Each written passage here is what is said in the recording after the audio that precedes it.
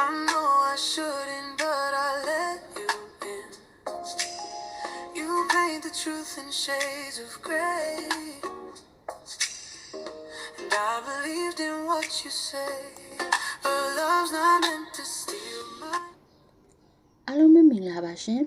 For Your Clover Leaf Channel လေးကနေလူချင်းမင်းတို့ကိုကြိုဆိုလိုက်ပါတယ်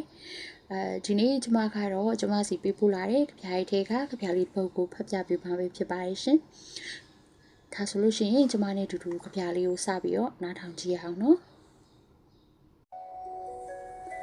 အရာအားလုံးကပြီးဆုံးသွားခဲ့ပြီနေနိုင်တဲ့သူကနေနိုင်တာပဲသူ့ဘက်ကစချော်ရီဆိုတာတခါမှမရှိခဲ့ဘူးသူမချော့တက်လို့နေမှာပါဖြစ်သိမ်းခဲ့ပေမဲ့သူဒါငါ့ပေါ်ချစ်တဲ့စိတ်နည်းနည်းလေးတာရှိခဲ့မယ်ဆိုရင်ငါ့ကိုခုလိုပြစ်မထားတော့ဘူးထင်တယ်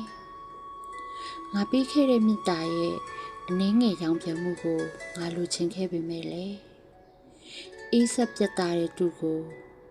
ငါဘလို့နှွေးထွေးစီပါမလဲနောက်ဆုံးတော့ငါပါသူနဲ့အတူအေးခဲလို့တွားခဲ့ပြီလေဒီကြပြားလေးရဲ့စကားလုံးတွေထဲမှာနာကျင်မှုတွေမကပဲအားကိုးရမဲ့နေတဲ့ခံစားချက်ကအတိုင်းအတာပေါ်လွင်နေပါတယ်ကိုကတော့နှွေးထွေးမှုတွေပေးဆက်နေပေမဲ့တစ်ဖက်လူကရေခဲတောင်တစ်ခုလိုအေးဆက်နေတဲ့အခါ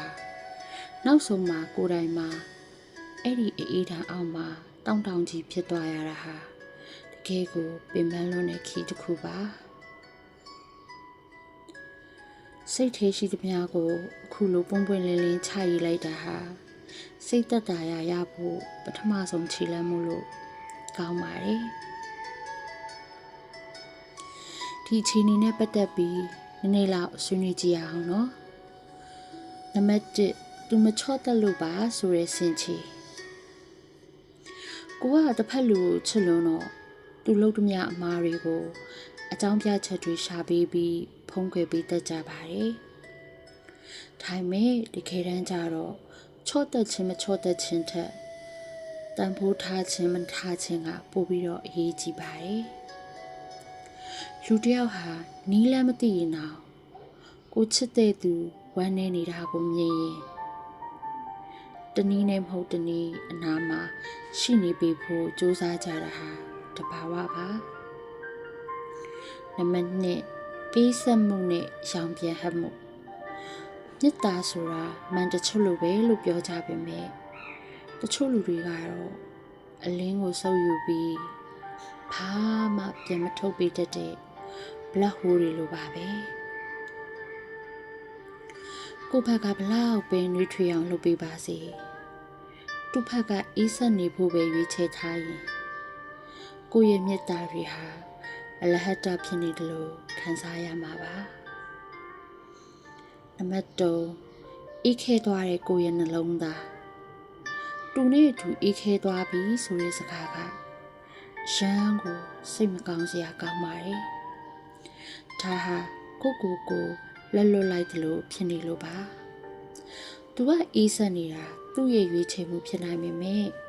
ကိုကတော့နှွေးထွေးတဲ့နှလုံးသားပိုင်ရှင်တယောက်ဖြစ်ခဲ့တာကိုမမေ့ပါနဲ့